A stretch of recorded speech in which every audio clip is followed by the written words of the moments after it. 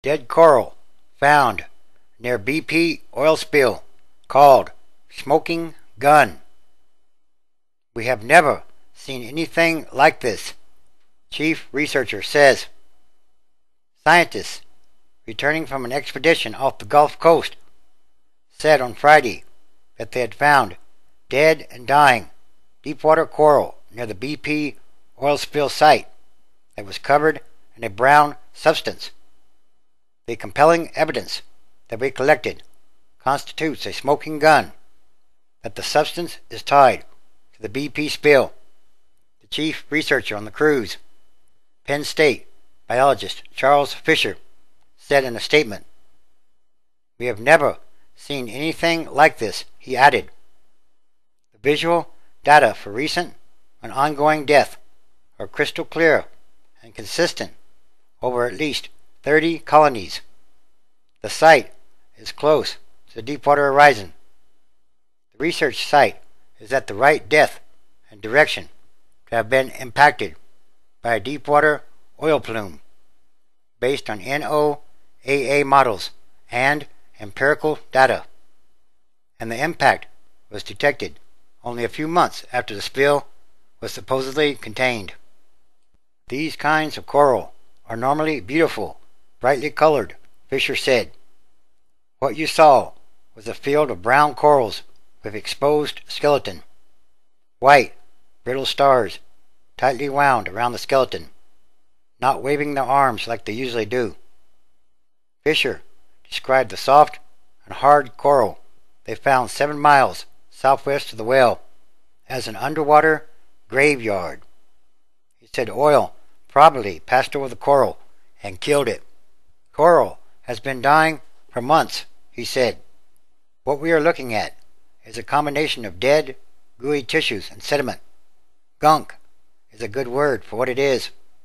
The researchers found the evidence at a site 4,600 feet deep. 90% of 40 large corals were heavily affected and showed dead and dying parts and discoloration. The National Oceanic and Atmospheric Administration said in a statement. NOAA sponsored the cruise.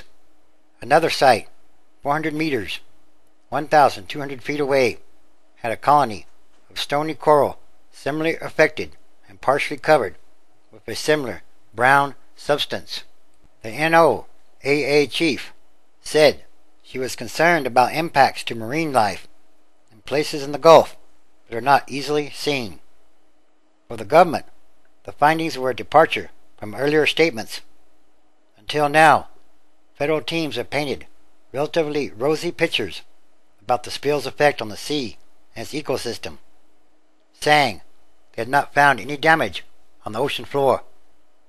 But obviously, that's not true. In reality, there is a lot of damage, and it will take many years to determine how much damage there has been, because this is a continuing, rolling disaster.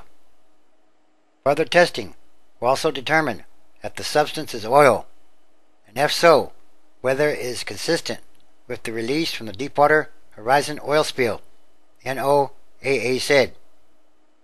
The researchers from government and academia worked off a ship that had a remotely operated vehicle, or ROV, that took samples and photographs.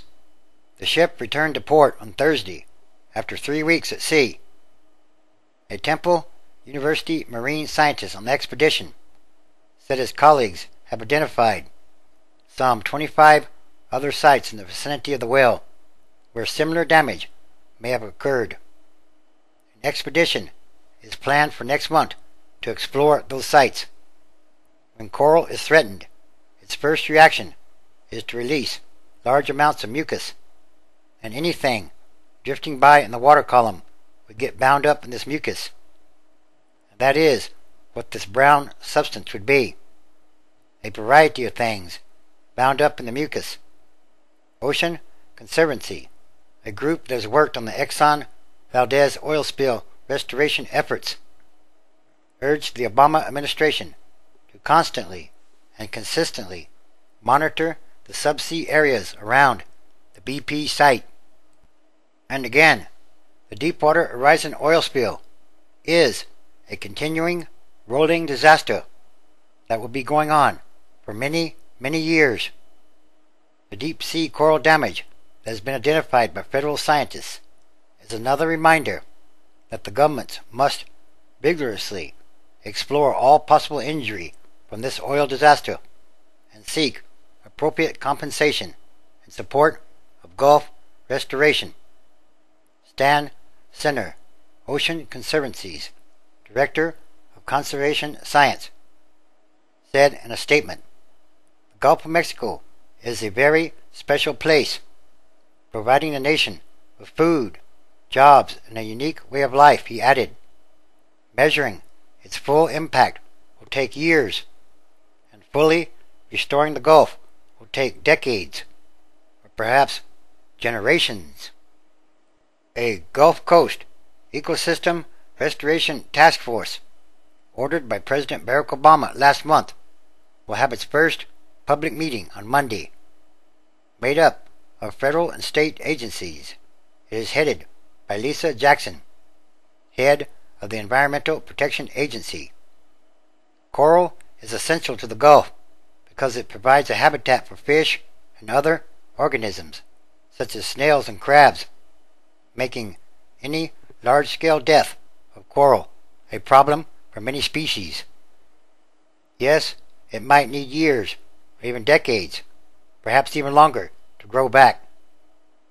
It's cold on the bottom, and things don't grow as quickly, said a marine scientist at the Hart Research Institute for Gulf of Mexico Studies at Texas A&M University in Corpus Christi. He was not on the expedition. He said the affected area is so large, and scientists' ability to explore it with underwater robots so limited, that we'll never be able to see everything that happened down there. In other words, yes, it will take many years to determine or assess all the damage that has been done by the Deepwater Horizon oil spill.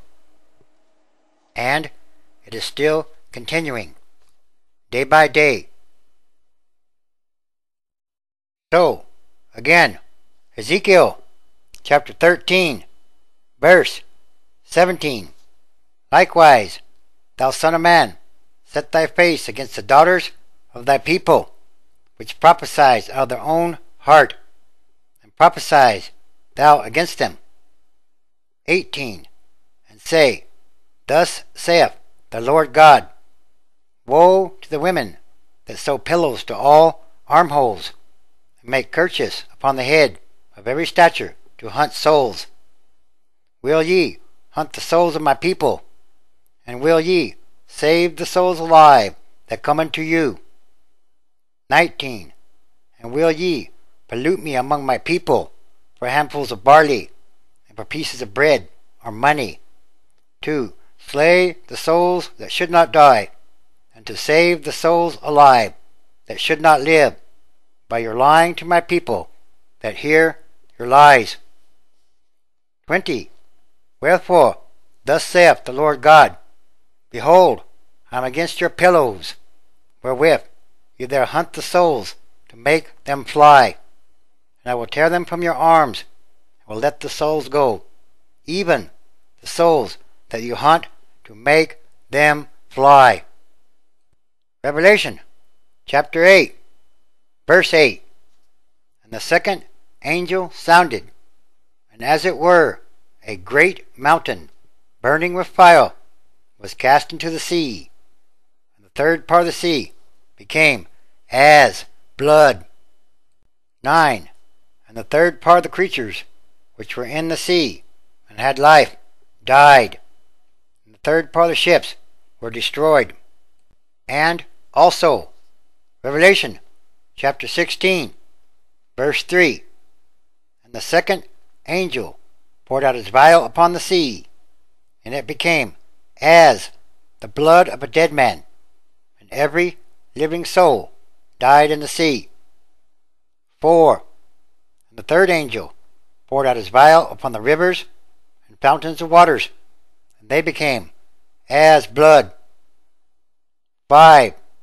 And I heard the angel of the waters say, Thou art righteous, O Lord, which art and was and shall be, because thou hast judged thus. 6. For they have shed the blood of saints and prophets, and thou hast given them blood to drink, for they are worthy. 7. And I heard another out of the altar say, Even so, Lord God Almighty, true and righteous are thy judgments. 8. And the fourth angel poured out his vial upon the sun, and power was given unto him to scorch men with fire. 9. And humans were scorched with great heat, and blasphemed the name of God, which has power over these plagues, and they repented not to give him glory. And yes, it is time for all prophecy to be fulfilled.